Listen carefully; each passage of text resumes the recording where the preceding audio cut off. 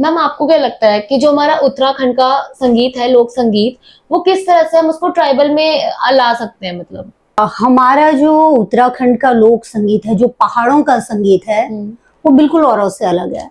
अगर सही मायने में मैं कहूँ तो उनका जो लोकगीत गाने की परंपराएं हैं, उनका जो जागर की परंपराएं हैं, उनका जो जिस तरह से संगीत को गाने की परंपराएं हैं, जो लोक में गाया जाता है, जो लोक में व्याप्त है, वो बिल्कुल अलग है और समुदायों से बिल्कुल अलग है। लोक की जो कथाएं होती हैं वो बिल्कुल अलग हैं, लोक की कथाएं अलग हैं। लोक से जुड़ी हुई जो कई तरह के उदाहरण हमें मिलते हैं। जैसे अक्सर हमारे यहाँ एक महाभारत हमारे यहाँ गाई जाती है, पंडवानी गाई जाती है। तो इस बात को 4000 साल बीत चुके हैं, मतलब लगभग पांडवों की जो महाभारत हुई थी तो 4000 साल पुरानी थी ये। और हमारे यहाँ उसके बाद कहते हैं कि जब वो स्वर्गरोहण के लिए चले थे तो वो उत्तराखंड में चमोली जिले से होते हुए ये आपने बद्रिकाश्रम से ये ऊपर को गए थे। पहले उन्होंने भ्रमण किया था पूरे उत्तराखंड में जगह जगह, और फिर उसके बाद वो वहां को गए थे। तो अक्सर जो हमारे यहाँ मिलते हैं, जो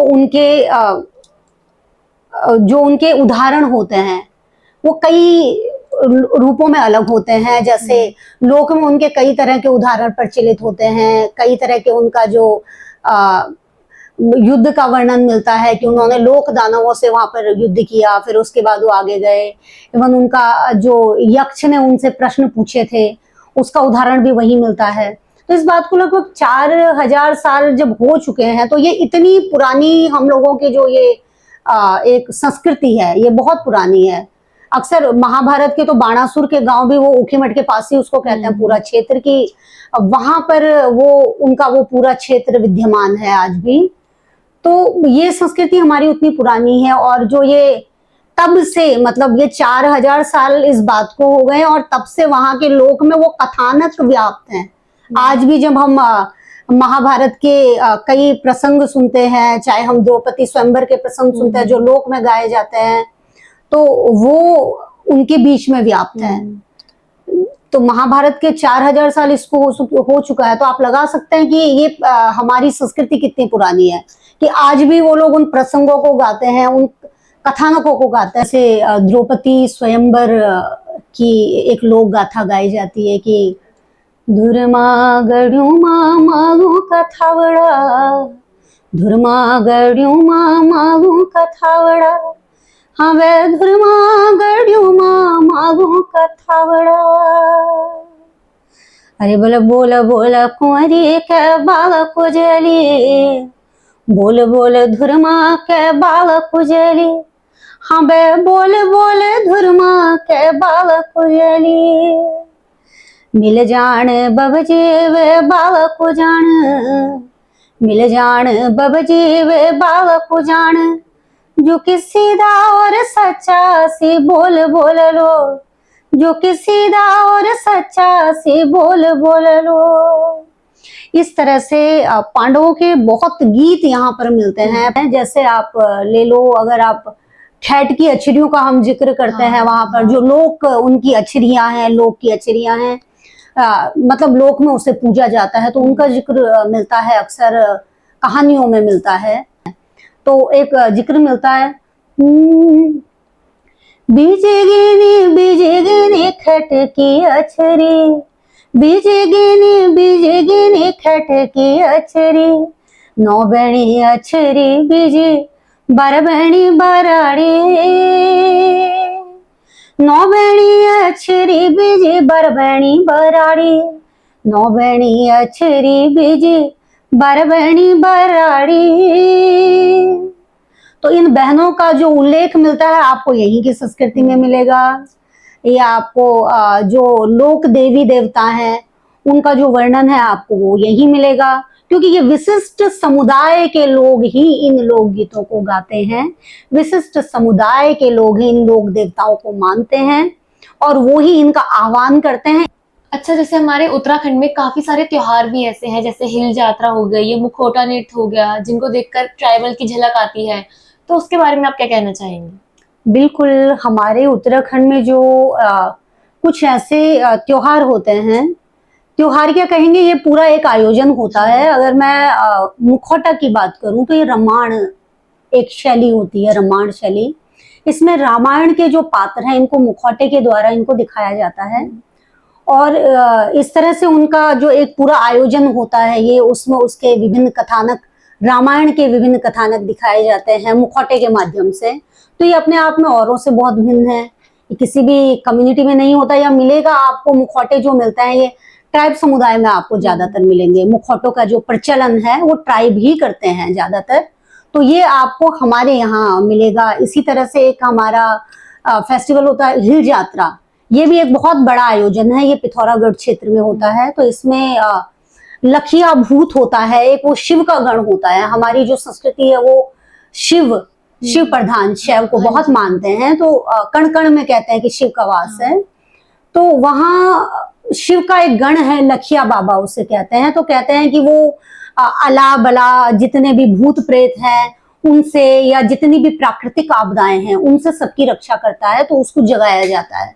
तो लखिया बाबा को उनसे पुकार की जाती है कि आप हमारे यहाँ धन संपदा बना के रखो, समृद्धि बना के रखो। तो उसका जो आयोजन किया जाता है उसमें भी विभिन्न पात्र होते हैं, बहुत सारे पात्र होते हैं। उसका आयोजन भी मुखौटे के द्वारा किया जाता है। मतलब ये कमाल की बात है कि जो ट्राइब जनजातियों में जो मुखौटे मिलते हैं आपको, वो हमारे यहाँ इन दो बड़े आयोजनों में आपको इनके मुखौटे मिलेंगे। और ये अपने आप में बहुत बड़े त्योहार हैं और काफी पुराने हैं। बल्कि मैं रामायण को तो यूनेस्को ने अपनी धरोहर में सम्मिलित किया है। तो रामायण में जो आपको मुखौटे देखने को मिलते हैं, हिल यात्रा में आपको मुखौटे देखने को मिलते हैं, जो मुखौटों की परंपरा है। तो उसमें तरह तरह के मुखौटे होते हैं, हिरणों के मुखौटे होते हैं, जितने भी पात्र होते हैं प्रकृति से रिलेटेड, प्रकृति से संबंधित जो होते हैं, और अपने लखिया बाबा हैं, तो इन सब का जो एक उनको दर्शाया जाता है वो मुखौटों के माध्यम से दर्शाया जाता है। तो ये अपने आप में बहुत बड़ी बात है, ये उसके बहुत ही नजदीक है। मतलब आप अगर देखें तो जो ट्राइब में ज्यादातर मुखौटे यूज होते हैं, और हमारे जो इन आयोजनों में आपको बहुत ज्यादा मुखौटे देखने को मिलेंगे। जैसे हमारे यहाँ संगीत में अक्सर होता है, लोक संगीतों में हमारे यहाँ लोक भूत नचाए जाते हैं। जैसे जो लोक में व्याप्त जो हमारे भूत होते हैं, जिस तरह से कि किसी के मरने के बाद नचाए जाते हैं, हंत्या नचाए जाते हैं। हंत्या उन्हें कहा जाता है कि किसी के मरने के बाद वो किसी एक विशेष पात्र पर आकर फिर अपने जो भी उनकी अधूरी इच्छाएं होती हैं उनको बताते हैं, और फिर वो उनका समाधान बताते हैं कि इस तरह से मुझे शांति मिलेगी, मुक्ति मिलेगी। तो इस तरह का विधान भी हमारे यहाँ है उत्तराखंड में। उत्तराखंड में अपने कुल देवताओं को नचाने का विधान है कि आप कई सालों के बाद उनकी पूजा करते हो तो आपको उनको ढूंढा जाता है। कुल देवियों को नचाने का विधान है। अच्छा, और ऐसी कई प्रथाएं हैं जो पहले तो चलन में थी, पर अगर हम अभी के टाइम की उनकी बात करें तो अब वो देखने को ही नहीं मिलती। खाली हमने मतलब जो कहते हैं ना सुना था, बस वो बन के रह गई है। जी जी, ऐसी बहुत सारी प्रथाएं थी। और मेरा मानना है कि जैसे जैसे समाज आगे बढ़ता है वो आपकी संस्कृति गतिशील होती है, उसमें कुछ बदलाव होते हैं, वो बदलती है धीरे धीरे। और जो अच्छी चीजें होती हैं वो आत्मसात कर ली जाती हैं, और जो चीजें समाज के लिए उपयोगी नहीं होती हैं या उन्हें नुकसान दे रही होती है तो वो हटा दी जाती हैं। इसी तरह से जैसे हमारे इस समुदाय में आपको देखने को पहले मिलता था, ये बलि प्रथा बहुत ज्यादा देखने को मिलती थी, तो आज भी दी जाती थी। और भैंस बकरी इनकी बलि तो नॉर्मल चीज एक होती थी। अभी कुछ ही समय पहले थोड़ा बंद हुई हैं ज्यादातर में। लेकिन उससे पहले जो इनके गीतों में सुनाई देता था, इनकी लोक गाथाओं में मेरे को सुनने को मिला है काफी सारा, तो नर बलि का भी एक विधान रहा है यहाँ पर। एक इसका बहुत बड़ा एक उदाहरण है देवीधुरा का मेला जो कुमाऊं क्षेत्र में होता है। तो उसमें यही होता है कि जितना रक्त बह जाता है दोनों तरफ से, जब पत्थरबाजी होती है तो उसके बाद फिर वो रोका जाता है कि अब पर्याप्त रक्त मिल चुका है। पहले उसमें ये होता था कि एक विशिष्ट व्यक्ति को चुनकर फिर उनको नरबलि दी जाती थी, तो वो समाज के लिए सही नहीं था। तो धीरे धीरे वो बंद होके इस रूप में आया। इसी तरह से आप अगर देखते हैं तो जो नरबलि के कई इससे संबंधित कई लोकगीत मिलते हैं। जैसे माधो सिंह भंडारी थे, तो उन्होंने मलेथा की एक कूल थी, उसमें पानी नहीं आता था, तो उसके लिए उन्होंने अपने पुत्र का बलिदान दे दिया था। और इसी तरह से एक और उदाहरण है, उसमें बडेरी का सेरा होता था, बडेरी के सेरे थे, तो वहां भी पानी नहीं आया था, तो वो बिल्कुल सूखा पड़ गया था उसमें। तो उसके लिए जब पूछताछ की गई तो तब पता लगा कि ये जो खेत है ये इंसान की बलि लेता है, ये नर बलि लेता है। तो इसका जो एक गीत है कि जीरे झमको हमारी आसेरी, जीरे झमको रांझी रह गे माझी, जीरे झमको जादों बेटा हित, जीरे झमको पूछारा का पास, जीरे झमको। फिर उसे जब वो पूछने के लिए जाता है तो वो बताते हैं, तुम्हारी आसेरी जीरे झमको, मन की बलि ले दे जीरे झमको।